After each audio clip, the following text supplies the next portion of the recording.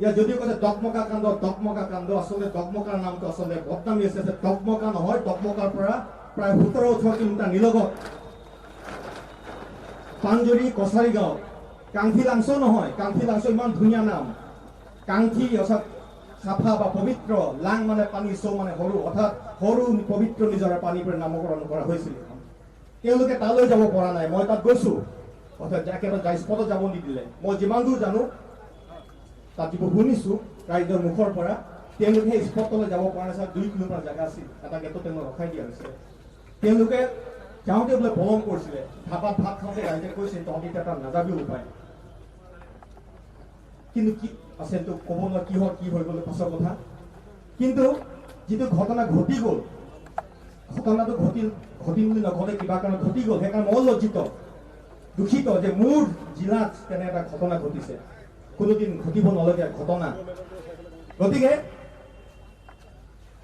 তাত অকল এটা সম্প্ৰদায় নাছিল, তাত বহুতো সম্প্ৰদায় আছিল তাত। কিন্তু দোষাৰোপ কৈছে কেৱল কাৰ্বি জাতিটো।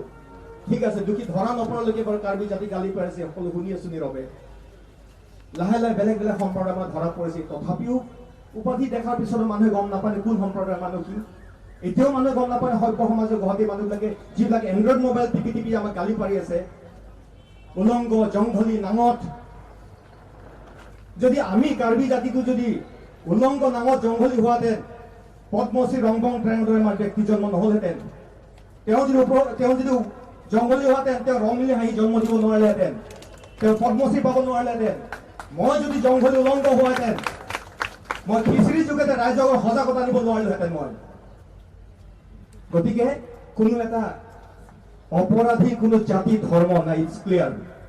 তেওঁলোকক শাস্তি আইনে দিব, বাছ। ফাঁচি দি মাৰে, যাৱজ্জীৱন কাৰাদণ্ড দিয়ে, সেইটো আমাৰ ক'বলগীয়া একো নাই। কিন্তু জিতেন দত্ত ডাঙৰ কোৱাৰ দৰে আইনৰ সুৰুঙা লৈ যাতে কোনো বাচি যাব নোৱাৰে তাত। কিন্তু অকল 2-এজনৰ কাৰণে গোটেই জাতিটোক অনুৰোধ কৰিছো, জাতিটোক এনেদৰে গালি নাপাৰিব। শিক্ষক এজনে পোষ্ট কৰিছিল, চামথিং ডেকা, দুটামান কাৰ্বি গুৱাহাটীত জ্বলাই দিব লাগে। তেওঁ যদি আছে, যদি শুনি আছে, আহক, সাহস আছে যে মোক জ্বলক গুৱাহাটীত, মই থিয় হৈ আছো। কাটি দিব লাগে, মাৰি দিব লাগে। আৰে কাৰ্বিসকলক কাটি শেষ কৰিলে যদি সমস্যাৰ সমাধান হয়, কাৰ্বিৰ তেজেৰে বা জনজাতিৰ তেজেৰে যদি অসমখন ৰাঙলী হৈ যায়, যদি অসমত শান্তি আহে, তেতিয়া আহক, প্ৰথমতে মই ডিঙি পাতি দিম, মাৰক মোক, গোটেই জাতিক হত্যা কৰক, তাৰপিছত যদি অসমত শান্তি আহিব লাগিব। যদি অসমত যদি তেজ ৰাঙলী গ'লে শান্তি হোৱাহেঁতেন, অসম কেতিয়াবাই স্বাধীন হ'লহেঁতেন, সোণৰ অসম কেতিয়াবা হ'লহেঁতেন আমাৰ।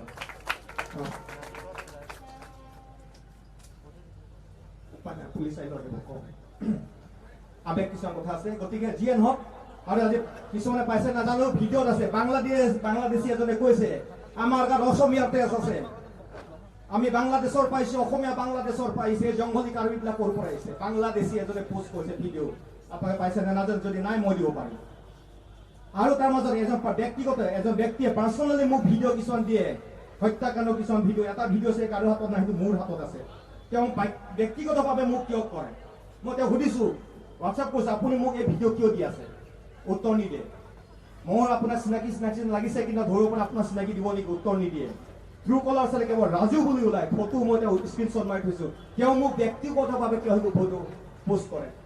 কি আক্ষেপ আছে, তেওঁ কি দুখ আছে মোৰ প্ৰতি?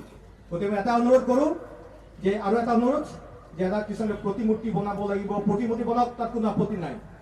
কিন্তু প্ৰতিমূৰ্তি বনাৰ পিছত তৃতীয় পক্ষ যদি প্ৰতিমূৰ্তিটো যিটো অন্যায় কৰে, অপমান কৰে, আকৌ কিন্তু তাত কিন্তু ভাতৃ মাজত ভুল বুজাবুজি হ'ব পাৰে।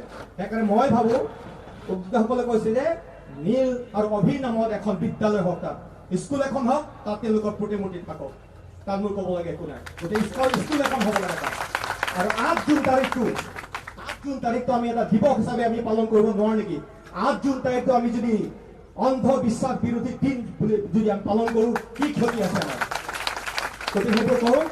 গতিকে পুনৰবাৰ কৈছো, যিসকলে আমাক খেদিব খুজি আছে, সেইটো নকৰিব।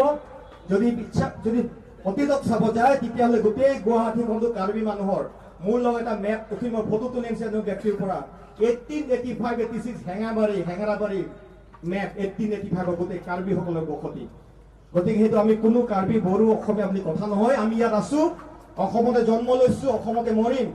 গতিকে কোনো কাৰ্বি বড়ো অসমীয়া ভাগ কৰি আমি জীয়াই থাকিব নোৱাৰো আমাৰ যদি নাক কাণ কাটি দিওঁ আমি জীয়াই থাকিব নোৱাৰো ঠিক তেনেকৈ আমি সকলো একেলগে থাকিব লাগিব সংকটৰ সময় যেতিয়া বিদেশী বাংলাদেশে আমাক আক্ৰমণ কৰিব তেতিয়া ক'ব তই অসমীয়াক আমি কাৰ্বি নাযাওঁ তই কাৰ্বিসকল যুঁজ তত আমি নাযাওঁ নহয় আমি সকলোৱে মিলি বিদেশীক খেদিব লাগিব ইয়াৰ পৰা যদি আমাৰ মাজত মিলাৰ প্ৰীতি একতা যদি নাথাকে কোন কাৰ্বি কোন বড়ো কোন অসমীয়া যে আমাৰ মাজতে ভাগ ভাগ হৈ থাকে তেতিয়াহ'লে আমাৰ অসমৰ কিন্তু কেতিয়াও উন্নতি নহয় অসমৰ কেতিয়াও স্বাধীন নহয় গতিকে পুনৰবাৰ অভিনন্দন আমাৰ সত্যদি কামনা কৰিছোঁ আৰু সকলোকে এটাই অনুৰোধ কৰোঁ পুনৰবাৰ দুই এটা ভুলৰ কাৰণে কোনো এটা জাতিক অপৰাধীৰ কাৰণে এটা জাতিক ঘিণ নকৰিব পুনৰবাৰ কোনো ঘিণ নকৰিব আজি যে বৰষুণ পৰিছে বৰষুণ যাকে সকলোৱে কুসংস্কাৰবোৰ ধুই নিয়ক আৰু এই বৰষুণ যাকে সকলোৰে মনত থকা কাৰ্বি জাতিৰ প্ৰতি থকা ঘৃণা ভাৱটো ধুই নিকা কৰক মই তাৰে কামনা কৰিলোঁ ধন্যবাদ